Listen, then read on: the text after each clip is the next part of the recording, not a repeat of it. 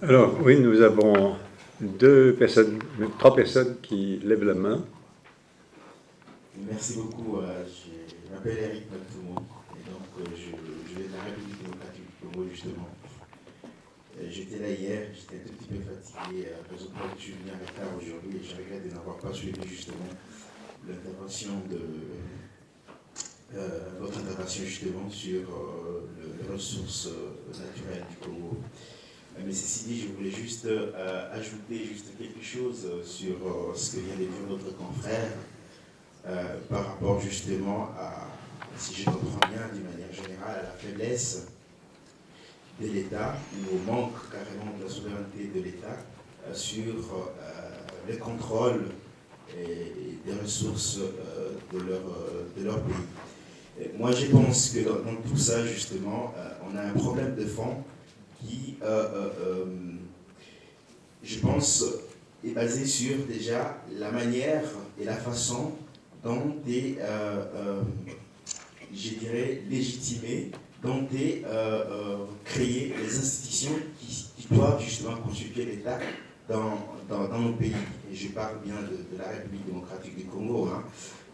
Je pense bien que ce qui s'est passé déjà à 2007, 2008, la mort de Kabila Père, une fois que Kabila Père était assassiné, et je pense bien que ce qui s'est passé par rapport à la personne qui devrait justement le remplacer, c'est quelque chose qui, dans un monde ou dans un pays qui se respecte et qui veut mettre en place de bases institutionnelles dignes de ces noms pour pouvoir gérer la chose publique, je pense que ça ne peut pas se faire dans aucun pays dit démocratique occidental. Ceci dit, donc quand il est parti, quand il est mort, vous avez bien vu que c'est tout simplement son fils qui l'a remplacé. Je ne sais pas après ce qui est derrière tout ça, mais je pense que la manière même de pouvoir encadrer le processus qui amènerait à mettre en place des institutions dignes de ces noms, c'est vraiment très important. En 2011, en République démocratique du Congo, il y a des élections qui vont bientôt se dérouler. Il est très important, à partir de maintenant, de s'assurer de la crédibilité de ces élections. Et c'est par là qu'on peut commencer justement à réparer le problème, de telle sorte que la personne ou le candidat qui sera élu à ces élections soit vraiment, inspire vraiment et reflète vraiment la volonté de la base, la volonté du peuple. Je pense que c'est par là qu'on doit commencer. Je vous remercie. Merci. Oui, monsieur, tout au fond. Je voudrais pouvoir réagir aussi, parce que c'est pas tout à fait correct. Mais après... Merci beaucoup. Moi, je m'appelle Joseph Itongo Kumo. Je suis citoyen de la République démocratique du Congo. Je viens de la province du Nord Kivu, en territoire de Walikale. Walikale est le plus grand territoire de cette province qui a plus de minéraux et il y a plus de sensibilité par rapport à cette question des ressources naturelles. Je suis venu un peu en retard quand on exposait, mais j'ai quand même attrapé une partie très importante qui concerne les perspectives. Je ne vais pas revenir sur les aspects, l'état des lieux de la situation des ressources naturelles en RDC, parce que c'est bien connu. Parce que si vous voyez aujourd'hui la RDC, tous les projecteurs de la communauté internationale c'est la RDC, et précisément dans ma province du Nord Kivu. Je suis ici, je représente la communauté autochtone Bambouti-Pygmée. Je suis pour un stage de renforcement des capacités à la fondation d'OSIP, Centre de documentation et de recherche pour les peuples autochtones. Madame, je vous remercie pour les perspectives et c'est de là que je vais plus intervenir. Vous avez parlé de certains nombres de recommandations par rapport à la traçabilité, transparence, traçabilité des ressources naturelles, la transparence et les contrôles. Vous avez aussi évoqué le fait qu'il faut mettre en place les mécanismes héritiers, le renforcement des capacités de l'administration. Vous avez parlé de la responsabilisation des entreprises qui doivent rendre compte et aussi la défense des droits des peuples, des communautés locales. Et là, je me dis, c'est vraiment un certain nombre de recommandations qui sont très, très importantes. Mais moi, en tant que responsable d'une organisation de la société civile active sur le terrain, parce que moi, je viens même de la source du terrain, je suis d'un réseau de ressources naturelles, donc la branche Nord Kivu, réseau CREF. Nous butons à des problèmes de moyens pour appuyer les stratégies même de toutes ces recommandations. Vous allez constater qu'au Nord Kivu, les organisations de la société civile n'ont pas assez de moyens pour mettre en action toutes les stratégies pour essayer de contribuer au changement de tous ces problèmes. Je vous donne le cas du réseau CREF. Nous avons proposé des réunions, des conférences où nous pouvons inviter les parlementaires. Et là, je reviens sur la question que mon confrère du Congo a dit. Nous ne pouvons pas, bien sûr, dire qu'il n'y a pas d'avancée au niveau du Congo. Il y a eu des élections en 2011. C'est peut-être la responsabilité partagée. Il y a des institutions qu'on a mises en place. Il y a des assemblées provinciales. Il y a des assemblées nationales. Ces assemblées nationales, provinciales ont des rôles pour contrôler l'exécutif. Et ça, c'est une responsabilité.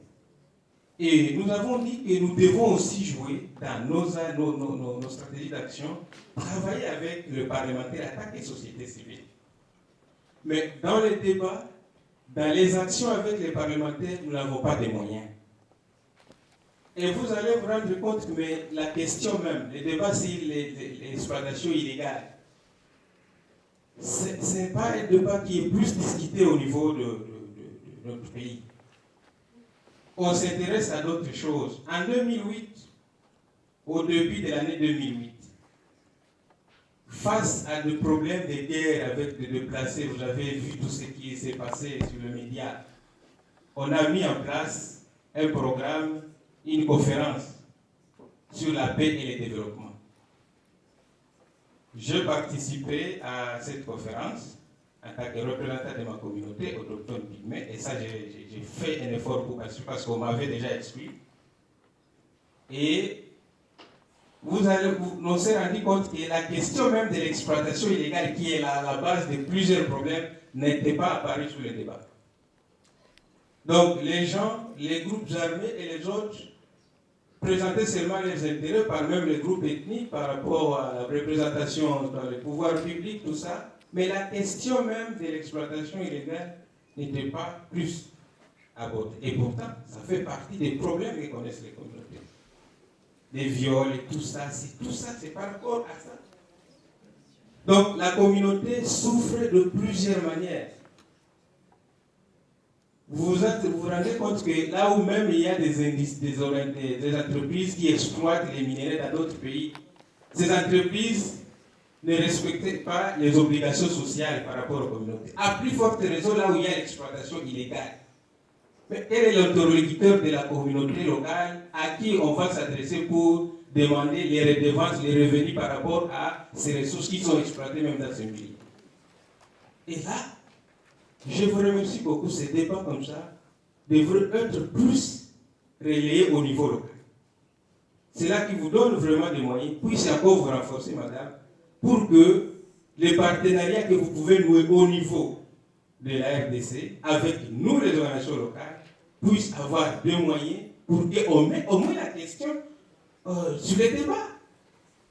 On parle de ça. Pourquoi on a essayé de parler de l'exploitation forestière illégale des bois? Il y a même des moratoires qu'on a mis. Et il y a même au niveau de l'Union européenne le processus qu'on appelle FLEC pour voir la traçabilité. Pourquoi ne pas aussi renforcer cet aspect de l'exploitation illégale des ressources minières? Mais on peut se plaindre bien sûr que la souveraineté, c'est d'abord le contrôle par nous-mêmes. Qu'est-ce que nous pouvons faire au niveau de notre pays en tant qu'acteurs de la société civile, en tant que parlementaires, pour que, parce qu'on va parler d'autres personnes, donc des pressions internationales, mais nous devons voir qu'est-ce que nous faisons à notre niveau, nous, en tant qu'acteur de la société civile. Et là, nous avons besoin des moyens, nous avons besoin au moins des soutiens dans toutes ces stratégies par rapport à ces recommandations sur les perspectives que vous avez. Merci.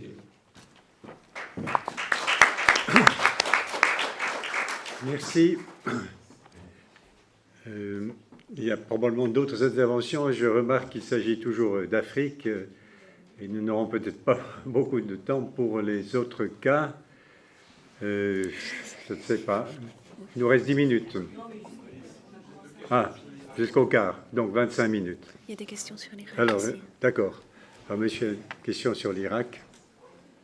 Et après, vous Merci. J'ai une observation et deux questions sur l'Irak. Mon observation est que dans le cas de l'Irak, il s'agit quand même d'une énorme violation de la souveraineté de ce pays, avec l'agression d'une alliance conduite par les États-Unis. Donc ça, je pense qu'il ne faut pas le minimaliser. Lorsque vous dites les sociétés américaines ne sont pas vraiment parmi les vainqueurs, mais des entreprises des Alliés, des Britanniques par exemple, y sont. Et donc,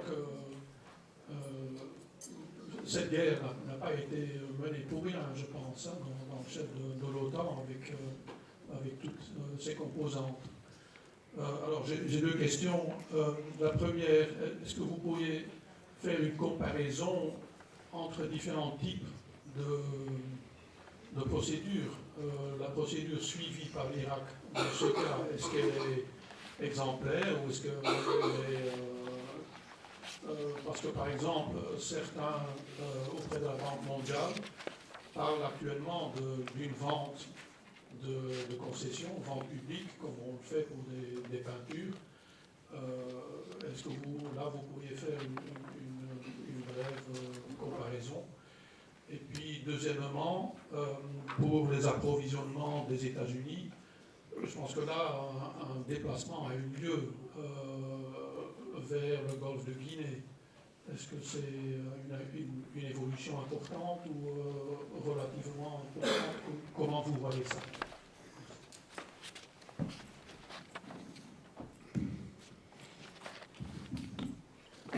Merci beaucoup pour votre commentaire et vos questions.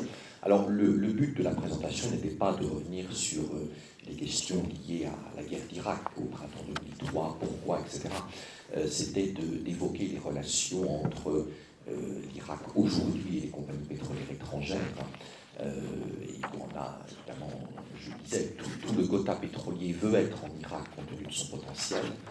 Le fait est que 7 ans après cette invasion, d'une guerre qui a souvent été présentée comme une guerre uniquement pétrolière, alors qu'à mon sens, ça a été beaucoup plus complexe, et notamment par l'administration Bush. Quand on regarde concrètement quels sont les résultats pour les entreprises pétrolières des États-Unis, ces résultats sont ce qu'ils sont. Et donc, je le disais, 2 compagnies parmi 18. Donc ensuite, il y a tout le débat sur les raisons de cette guerre, qui pour moi était une guerre beaucoup plus, je dirais, politique, stratégique et idéologique. Je parle de la guerre de 2003, qu'une guerre spécifiquement économique et pétrolière, mais c'est une appréciation bien sûr personnelle. À mon sens, la guerre de 1991, qui avait bénéficié du soutien d'une coalition beaucoup plus large, puisqu'il s'agissait à ce moment-là de libérer le Koweït, est à mon avis une guerre beaucoup plus pétrolière que celle de 2003, contrairement à ce que beaucoup de personnes pensent, mais là encore c'est une question d'appréciation tout à fait personnelle. Alors sur vos questions, les procédures suivies par l'Irak pour donc signer les contrats pétroliers, est-ce que ce sont des procédures exemplaires, est-ce qu'on peut les comparer? On peut toujours comparer, bien sûr, mais nous disons en français, comparaison n'est pas raison. Et je crois que là encore, quand on compare, il ne faut pas oublier un point essentiel qui limite les comparaisons, c'est que l'Irak est un des pays au monde avec le potentiel pétrolier le plus important. et que par conséquent, ce qui se passe en Irak en matière d'attribution de contrats pétroliers n'est pas forcément reproductible ailleurs. Je vous disais, les contrats qui ont été signés depuis, avec les appels d'offres, dans le partage de la rente pétrolière en futur, bien sûr, elle est à créer, entre l'État et les compagnies, en gros, l'État irakien aura 90% ou plus de cette rente pétrolière. Tous les pays en développement détenteurs de ressources pétrolières, gazières et minières ne peuvent évidemment pas rêver d'un tel pourcentage. Et si certains disaient, voilà, je vous propose de signer des contrats, moi c'est 90% et vous c'est 10%, ils ne signeraient aucun contrat. Parce qu'aucune compagnie pétrolière, gazière ou minière ne serait prête à accepter de telles conditions s'il n'y a pas derrière un potentiel qui est absolument considérable. Alors cela dit, sur le plan des procédures, c'est très classique, c'est un appel d'offres. Et je pense que l'appel d'offres, et aucune procédure n'est parfaite, soyons tout à fait clairs. Nous parlons de procédures humaines, donc avec des imperfections. Mais en matière d'attribution de contrats pétroliers, gaziers, miniers, je pense qu'il est difficile d'inventer une formule mieux adaptée que l'appel d'offres pour faire jouer la concurrence. Pour qu'un pays retire les meilleures conditions en termes de contrat, il a intérêt à avoir en face de lui plusieurs sociétés, plusieurs consortiums qui se battent pour obtenir des contrats. S'il ne négocie qu'en face à face avec une société ou un consortium, évidemment le rapport de force est beaucoup moins en sa faveur. Et donc la formule de l'appel d'offres est très classique, et bien sûr l'Irak l'a reprise. Son innovation, c'est en fait un appel d'offres, ça se joue sur quoi, sur quels critères?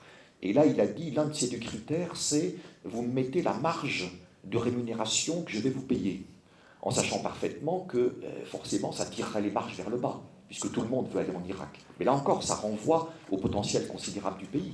Si vous avez seulement 3 sociétés qui veulent aller dans un pays déterminé, les marges qu'elles vont vous donner, elles pourront dire, moi je veux $10, $15 par baril, en sachant qu'elles n'auront pas beaucoup de concurrence. Donc tout est lié en la matière. Mais c'est un processus très classique d'appel d'offres, qui est la façon, je pense, la meilleure qu'on a inventée au jour d'aujourd'hui pour faire jouer la concurrence, en sachant que quand on est l'Irak et quand on parle de pétrole, il y aura forcément une très grande concurrence et que les marges seront donc tirées vers le bas et que par conséquent, dans le partage de la rente, l'État irakien se retrouvera, et c'est bien ce qui s'est passé, avec des conditions qui sont très largement en sa faveur. Vous aviez une deuxième question sur les approvisionnements pétroliers des États-Unis.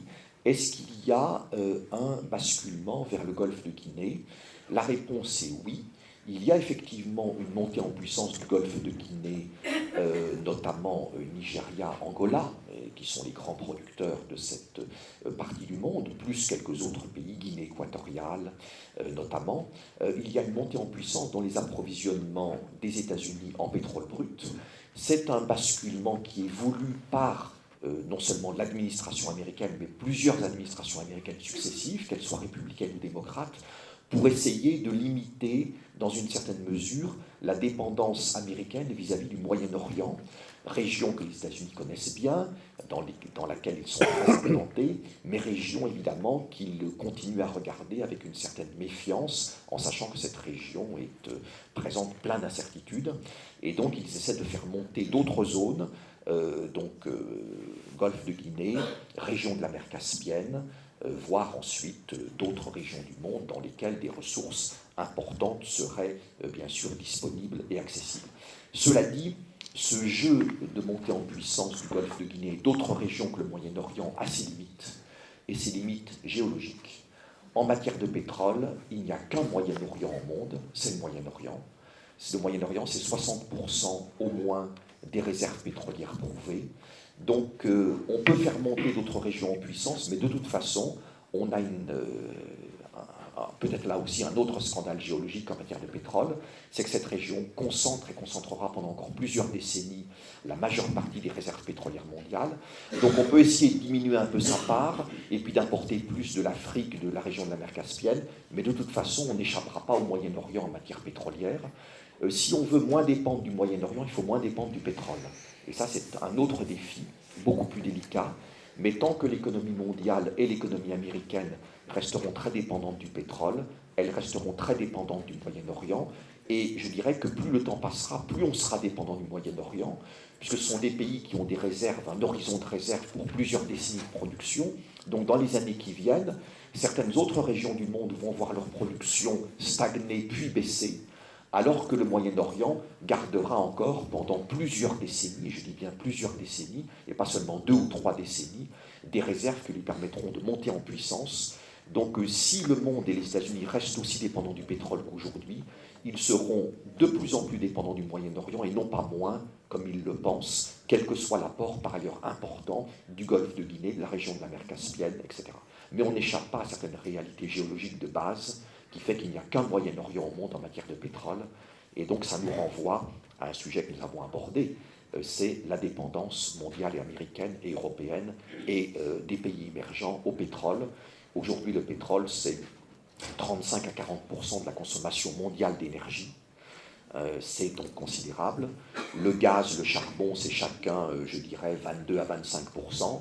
Le nucléaire, c'est 6%. Il ne faut pas être déformé par la réalité française, où on a un programme nucléaire très important. Le nucléaire, au plan mondial, ce n'est pas grand-chose. L'énergie reine, c'est le pétrole, depuis plusieurs dizaines d'années. Et avec ce qu'on fait actuellement, on est bien parti pour continuer.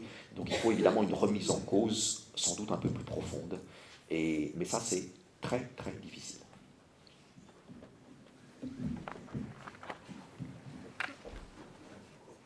Oui.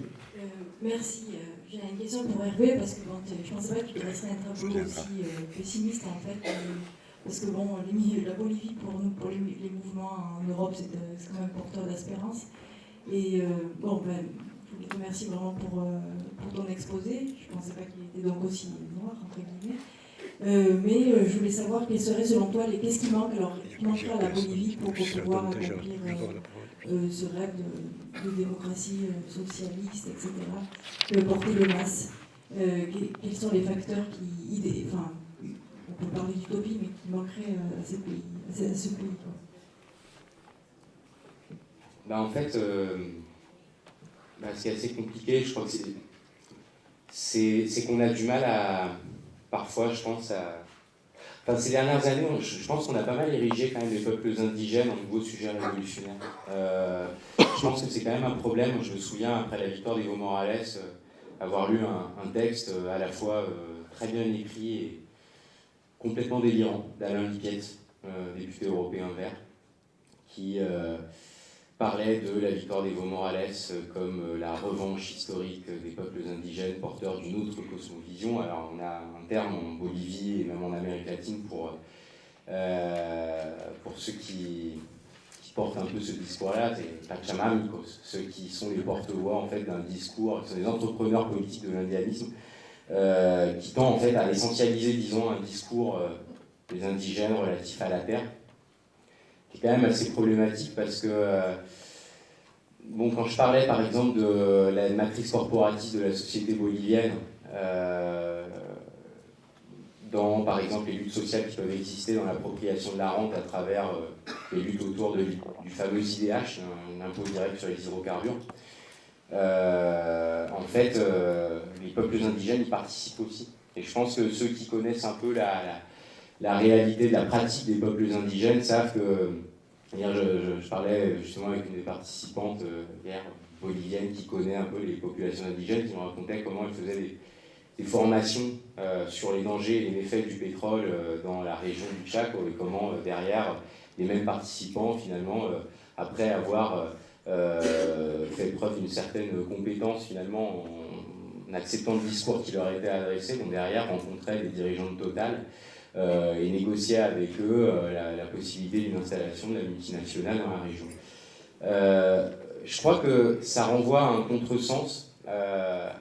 Parce que c'est vrai que les indigènes, il y a quelques années de ça, pour une génération militante antérieure, c'était un peu les traîtres à la cause. C'était ceux qui avaient vendu Che Guevara, ceux qui avaient dénoncé le Che. Aujourd'hui, ils apparaissent comme, donc, je disais, le nouveau sujet révolutionnaire. Alors qu'en fait, je pense qu'au-delà des rêves de reconstitution de territoires ancestraux, il y a une formule de Felipe Quispe, qui est un dirigeant indigène aymara, reconnu comme un de ceux qui a véritablement imposé la thématique ethnique en Bolivie, beaucoup plus qu'Evo Morales.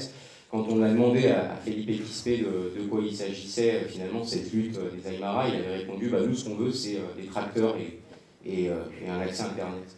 Donc en fait, je crois que ça permet de réinsérer aussi la lutte des peuples indigènes dans un projet qui est véritablement celui du MAS, à mon sens, et qui permet aussi de comprendre le manque de rupture parfois avec un modèle de développement néolibéral. C'est que finalement, le néodéveloppementisme partage avec le néolibéralisme une commune volonté de modernisation à marche forcée. Parfois donc au détriment de toute réflexion sur les ressources qui sont mises à disposition pour mener cette modernisation. Et c'est vrai que quand on voit le discours justement de tracteurs et Internet, ça rappelle un peu finalement la formule de Lénine. Qu'est-ce que le socialisme, des soviets et l'électricité? On a vu au fur et à mesure de l'exercice du pouvoir des bolcheviks que c'était surtout l'électricité et les grands projets, un peu moins les soviets. Mais je pense que par rapport à ça, ça permet quand même de se poser un certain nombre de questions sur, comment dirais-je, l'orientation et l'horizon de transformation sociale qui est une composante indéniable de ces processus-là. Mais je pense qu'aujourd'hui, par exemple, l'indianisme qui est promu à travers le processus de changement dont Evo Morales est à la tête, c'est surtout au niveau de l'antiracisme. Pour moi, c'est fondamentalement ce qui exprime tout le discours autour de la Pachamama et des croyances des peuples indigènes. Je pense qu'on assiste véritablement à un espèce de renversement de valeur avec une vision positive des peuples indigènes qui sont finalement, et là on revient un peu sur la thématique des ressources naturelles, je crois que les indigènes aujourd'hui apparaissent un petit peu comme les dépositaires des intérêts de la nation. Et quelque part, quand je dis qu'il y a une matrice nationale populaire dans laquelle s'inscrit le gouvernement de Morales, c'est parce que ce clivage nation-anti-nation, qu'on retrouve beaucoup dans l'histoire politique latino-américaine, en particulier en Bolivie, quelque part aujourd'hui, elle se voit réactualisée par le MAS. Donc l'anti-nation, c'est qui? C'est les partis traditionnels, vendus au consensus de Washington, qui agissent sur injonction de l'ambassade des États-Unis.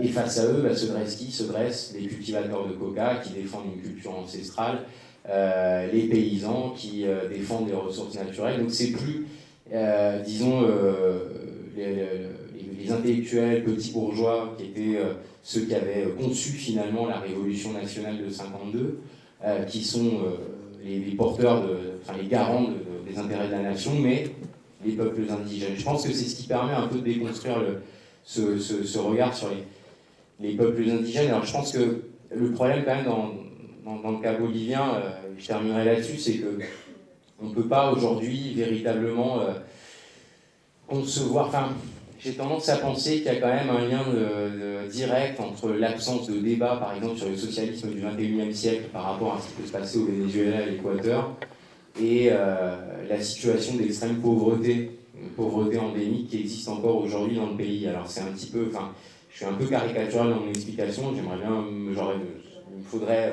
quasiment un topo pour pouvoir approfondir ça. Mais c'est vrai qu'aujourd'hui, on ne peut pas comprendre le régime d'action des différents militants, que ce soit du MAS, des organisations indigènes, qui a un régime d'action qui est quand même très... qui rentrerait parfaitement dans l'homo economicus, calcul coût-bénéfice. Aujourd'hui, c'est ça. Donc, par exemple, moi, dans ma thèse, ce que j'explique par rapport au MAS, c'est que l'incitation sélective au militantisme, c'est l'accès à un emploi public, fondamentalement, qu'on soit paysan ou travailleur urbain. Et ça, c'est dû à quoi? C'est dû au fait que pour les catégories les plus humbles de la population bolivienne aujourd'hui, dans un contexte où il y a un secteur privé qui agit comme une espèce d'îlot dans un océan de pauvreté, finalement, quel est le seul ascenseur social pour ces catégories-là? C'est l'État. C'est l'État. Donc, fatalement, ça permet de comprendre pourquoi on a deux facettes dans les mouvements sociaux. Une facette absolument revendicative, que moi je qualifierais d'héroïque, qu'on a pu voir par exemple en octobre 2003, où on a vu des militants être prêts à donner leur vie pour mettre en échec les projets d'exportation du gaz qui s'apparentaient à un pillage. Et puis, une facette un peu plus sombre, qu'on ne peut pas simplement expliquer comme le font certains théoriciens de l'autonomie des mouvements sociaux, comme Tony Negri, Raoul Zibecki en Amérique latine, par le fait que l'État c'est mal. Je pense qu'hier, Florian l'a un peu dit d'une certaine manière, aujourd'hui l'État c'est une réalité absolument incontournable de la réalité politique contemporaine, que ce soit en Amérique latine ou ailleurs, On ne peut pas faire sans l'État. Donc aujourd'hui, les militants autonomistes qui nous expliquent que l'État est à la source de tous les maux, qu'est-ce qu'ils proposent? C'est quand même sacrément désarmant, je trouve, comme théorie, et finalement on en vient à légitimer la position de mouvements sociaux qui se poseraient en lobby face au pouvoir politique. D'ailleurs, un degré moindre, c'est un peu ce qu'on voit en France aussi, avec une gauche politique qui n'est pas forcément capable de s'organiser pour véritablement faire entendre la voix du mouvement syndical.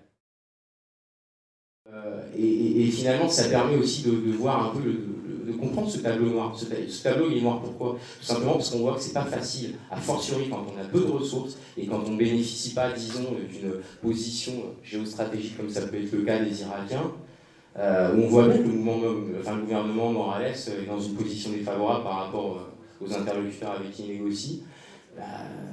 Rompre avec le néolibéralisme, c'est quand même sacrément compliqué. Alors, moi, je ne suis pas intervenu, je tiens à le dire, en tant que donneur de leçons. Je tiens à le dire, s'il fallait clarifier, parce que c'est vrai qu'on est souvent perturbé avec mes interventions, parce que c'est vrai que j'ai tendance à toujours tordre le bâton. Je défends le gouvernement Morales dans certains contextes et j'ai tendance à l'attaquer dans d'autres. Mais effectivement, je pense que ce gouvernement-là, aujourd'hui, c'est le gouvernement sur lequel il faut parier. Parce qu'aujourd'hui, si le gouvernement Morales était amené à subir une défaite électorale, je pense que ce n'est pas seulement la population bolivienne qui aurait à en assumer un coup très fort, mais l'ensemble de l'Amérique latine et même l'ensemble du mouvement intermondialiste qui aujourd'hui a le regard pointé vers la page. Merci.